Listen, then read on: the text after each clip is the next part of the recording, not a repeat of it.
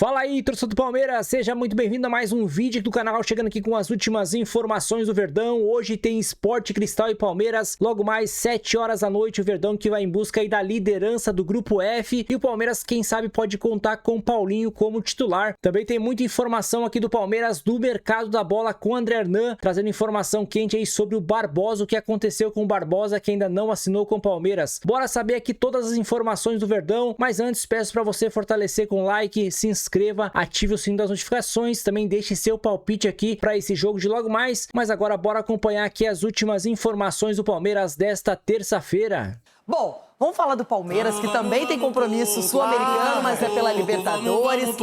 Jogo lá longe em Lima, no Peru. E vamos dizer o seguinte, o Palmeiras precisa vencer até para recuperar a liderança dessa chave. Última vez ganhamos lá. A invencibilidade segue crescendo, assim como as dúvidas do Palestrino. Pois é, o Palmeiras não perde há 13 jogos e só tem uma derrota nos últimos 23. Nos resultados, tudo certo, mas o desempenho, principalmente nos empates contra Cerro Porteño e Santos, gerou uma interrogação na academia de futebol.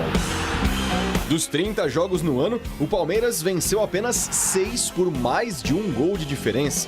Na Libertadores, além dos 2 empates, a vitória, adivinha, foi por uma vantagem mínima.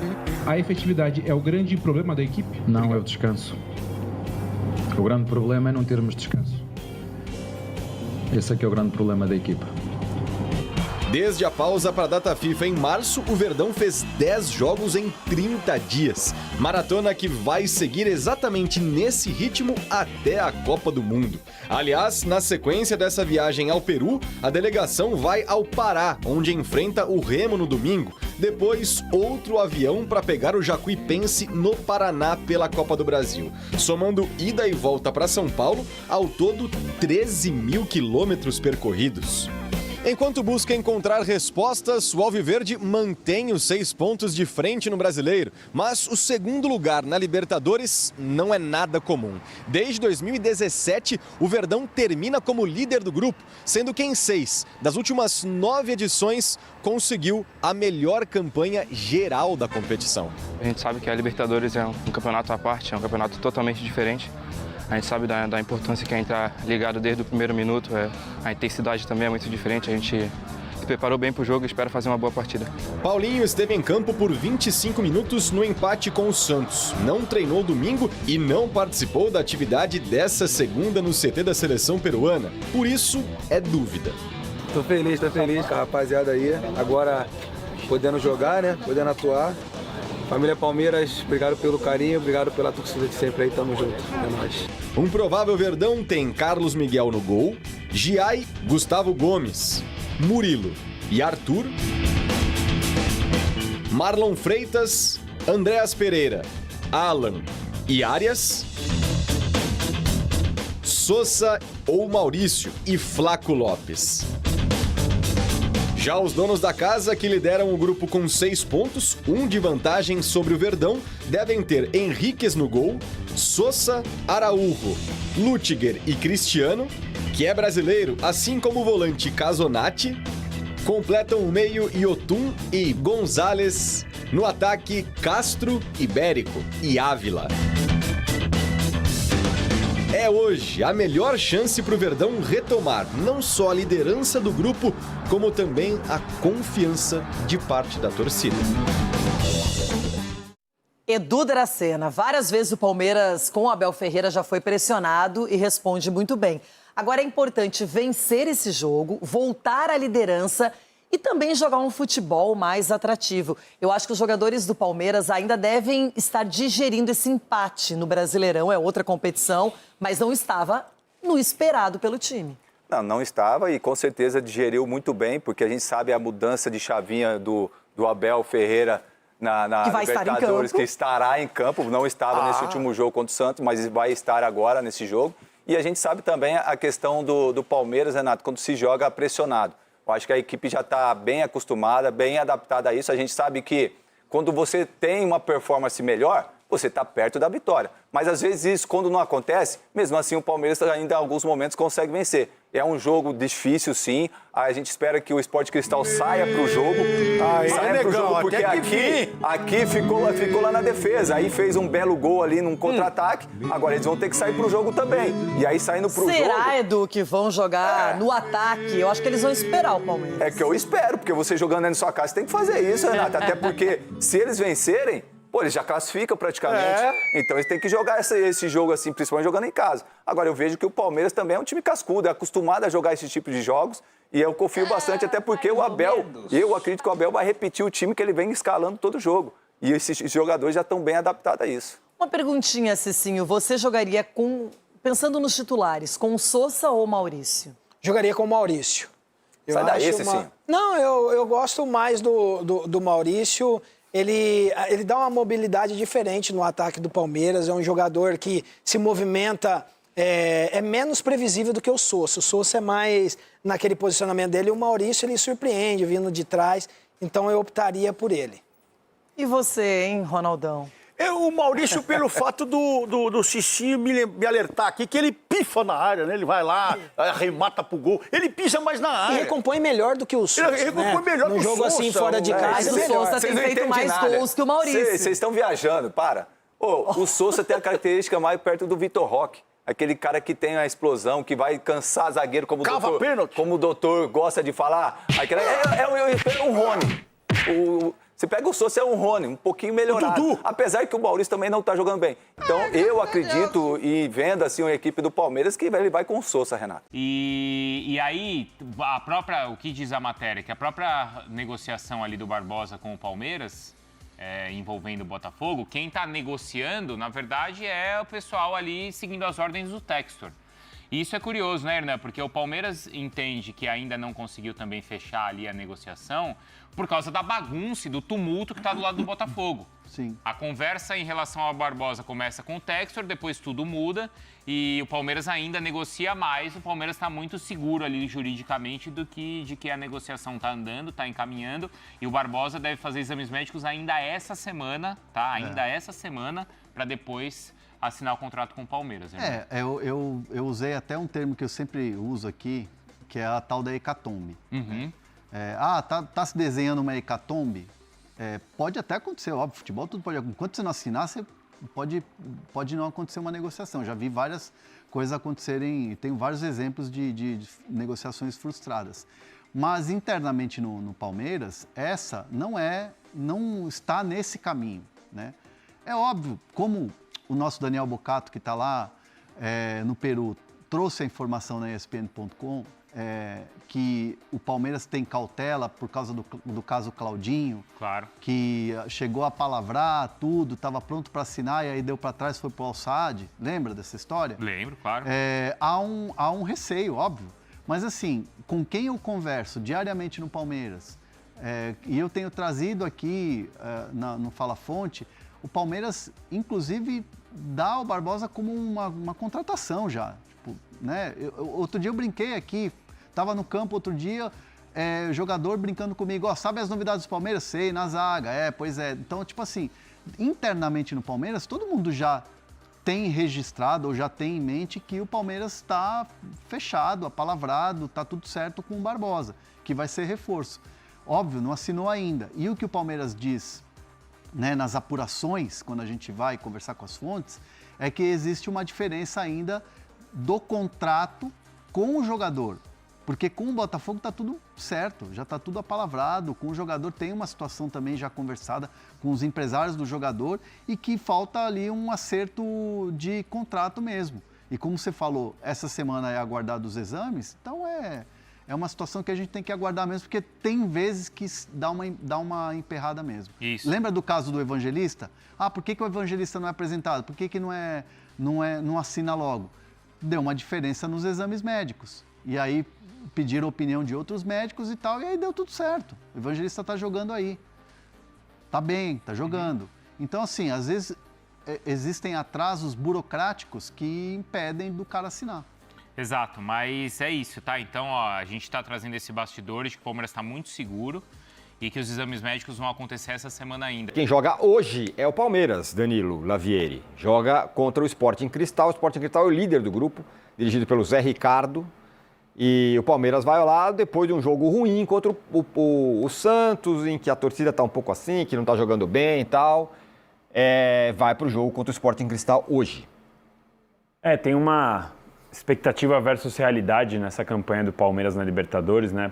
Pelo que o Palmeiras fez nos últimos anos, a expectativa era que fosse repetido, até porque o Palmeiras está enfrentando vários dos mesmos times que já enfrentou nos últimos anos, então a expectativa era que o Palmeiras já estivesse aí bem encaminhado para a sua classificação, não que o Palmeiras esteja sofrendo tanto como a gente vê na tela, mas não está confortável, né? Dependendo do resultado do Cerrado Júnior na quinta, se hoje o Palmeiras não vencer o Sporting Cristal, pode cair para a terceira colocação, e isso é um cenário que certamente o palmeirense não estava imaginando ver nessa altura do campeonato.